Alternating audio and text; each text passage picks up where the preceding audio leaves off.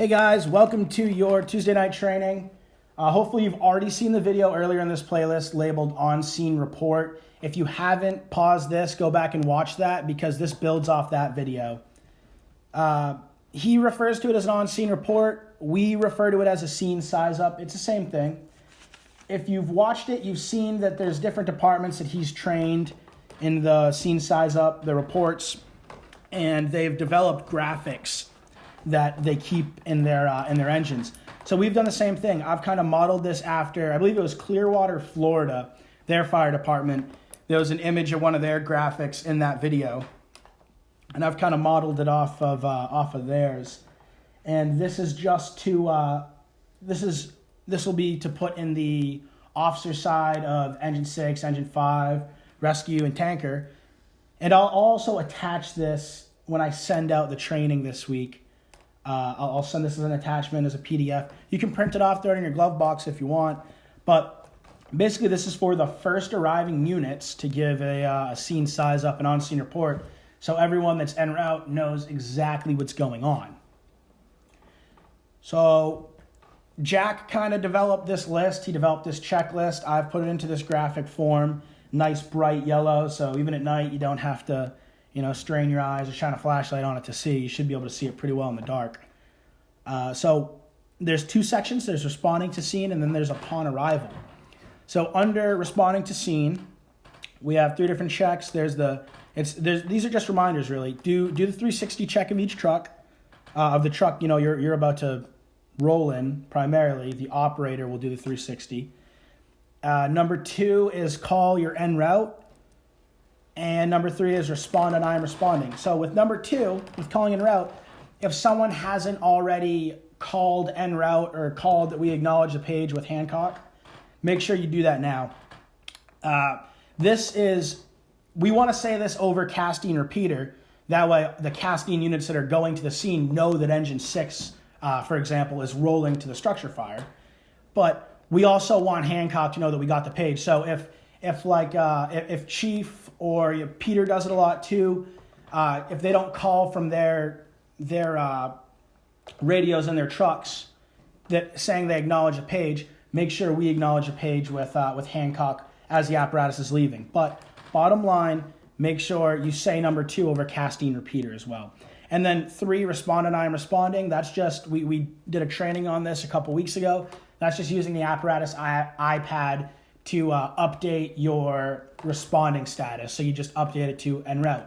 And then when you got to the scene, you'd update it to on scene. Then we have this list for upon arrival. Number 1, this is kind of a twofer. So validate incident location and address. So like I said, this is really 2 parts. So if there was a report of a chimney fire a couple months ago, and they didn't give us the address. They gave us, it's across the street from blankety blank Battle Ave. So if it's the case like that, when you get on scene and you find the house, make sure you tell everyone okay, here's the right address. And or if dispatch gave us the correct address, just repeat it during your on-scene report. That way we know that is the correct address we're heading to now. So.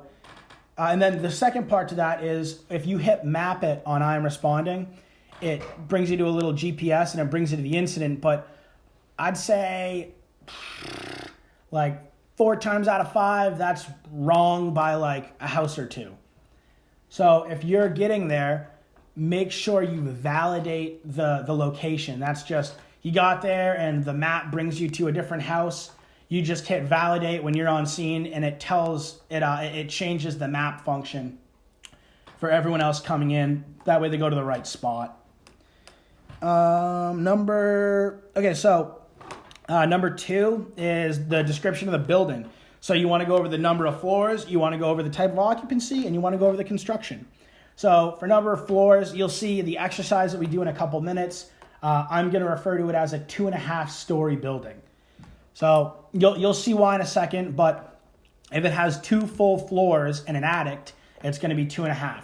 If it's a single floor house with a basement and an attic, you want to call that in as a 1.5-story house on a basement. And then your type of occupancy. You want to say, is it a single family dwelling? Is it residential single family? Is it commercial? Is it a storefront? Are we going into TNC? Is it the field house? You want to describe what the building use is. And then the type of construction. Is it wood frame? Is it prefab? Is it steel framed? What have you, just so arriving units know what to expect and know what to look for. Number 3 is the observed conditions, the situation, and the persons involved. So observed conditions, if we're getting called, and this is anything you can see, hear, or smell. So if we get on scene for a fire alarm activation and we roll up and we hear the alarm blaring in the background, but we don't see any smoke, we don't see anything particularly concerning initially, that's a good time to say, yep, no findings on the exterior of the house, but we do have an alarm going off. Or, if it's the smell of propane, when you get on scene, you don't see anything, but you can smell the propane. It's a good time to say, we're confirming that there is a smell of propane in the air. Then for your situation, persons involved, again, you're just describing what exactly is going on. And then persons involved, are there people in the building? Do we know if this is occupied right now? Are there people trapped? Is there someone hanging out the window, one of the top floor windows, yelling for help? Make sure we know who's involved, if there's anyone involved. Number 4, water supply locations. And that's going to be layout of the apparatus and then the instructions to other apparatus. So for water supply, we all know that there's no hydrants off neck. So when we're arriving, it's up to the officer on the first due truck, or who's ever riding officer on the first due truck, to figure out a primary and a secondary water supply. So again, for the exercise in a couple minutes, I'll make sure I tell you where the 2 closest hydrants are, but you want to identify that for incoming units.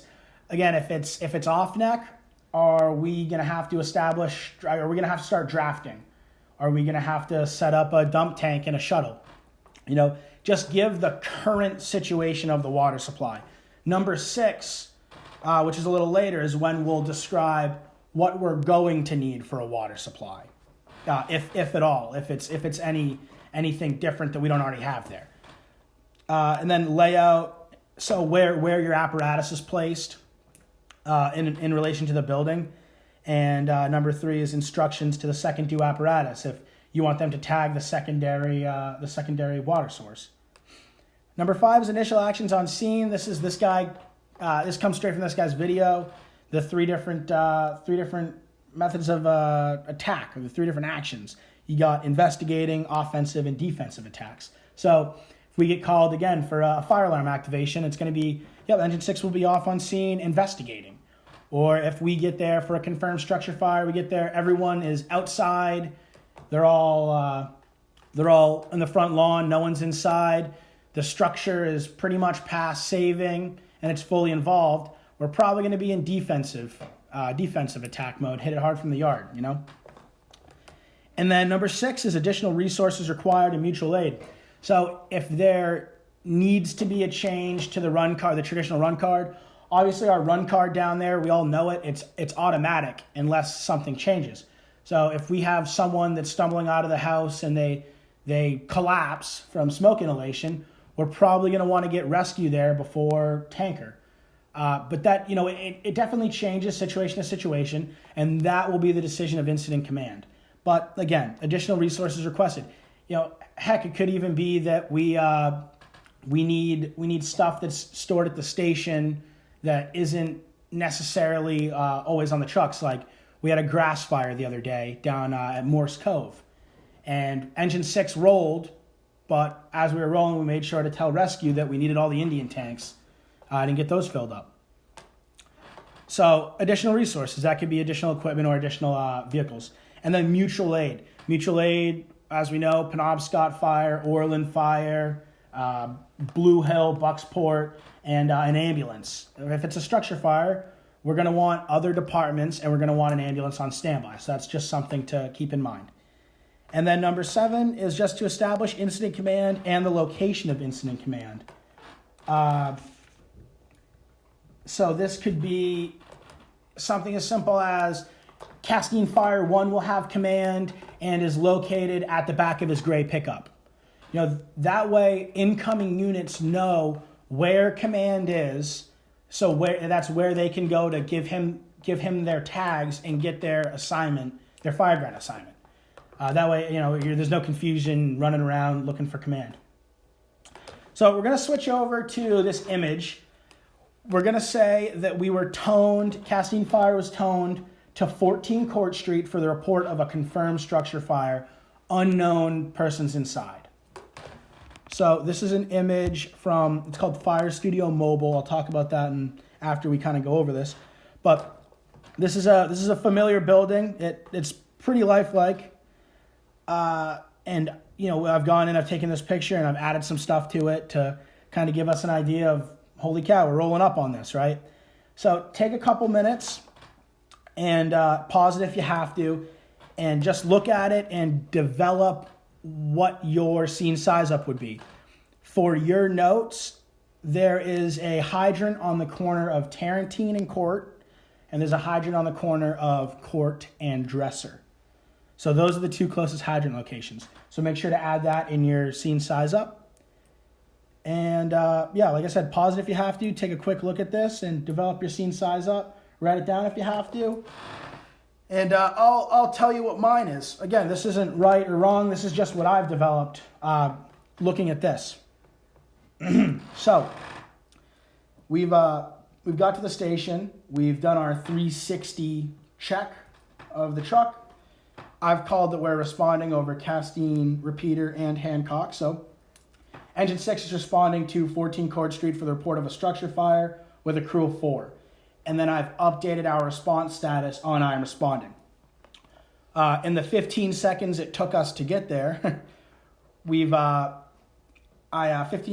seconds later, I've updated the incident location. I've confirmed that, yep, that's 14 Court Street, all right. And then I'll begin giving my scene size up. So this is what I got. Engine 6 is on scene, 14 Court Street for the report of a confirmed structure fire. We have a 2.5-story residential wood frame building with a basement. We have heavy black smoke showing on the Alpha and Delta attic windows. We have flames on the Alpha attic window, and there's heavy roof charring. There's no car in the driveway and no report of persons trapped inside. Engine 6 has tagged the hydrant primary water source on the corner of Court and Dresser, and we're staging on the corner of Alpha and Delta of the building. We request that Engine 5 tags the hydrant on the corner of Tarentine and Court, stage on the Alpha Bravo side, and begin laddering the building. Engine 6 will be initiating offensive attack. We request Penobscot and Orland for mutual aid and an ambulance for standby. Unit 14 will have command until relieved at Engine 6. So that's kind of what I got. There's a ton of information that goes out with this report in a fairly short amount of time. That took maybe 30 seconds to get through all that, and it's a lot of information that people need to know as they're arriving. So we don't need to get into crazy details, a ton of details about, all the... Basically, you just want to tell people what they need to know when they're showing up, and it should be quick enough that it's not annoying. So again, that was a lot of good information in a relatively short amount of time. And this is all information you should be able to gather just from glancing at the building. And look for clues. Look for clues in if there's people outside. Again, there's no car in the driveway here. There's no lights on. There's nothing. If we didn't know that the Easter Bunny lived here, which he does, if we didn't know that the Easter Bunny lived here, then we wouldn't really know that this is even occupied. We'd probably think it was vacant. But so a lot of good information in a relatively short amount of time, and it takes a short amount of time to collect all that information. This software that we're using is called Fire Studio Mobile, Fire Studio Mobile 5. It's like the 5th version of the app or something. But we have this on all the iPads. You can download it yourself if you want.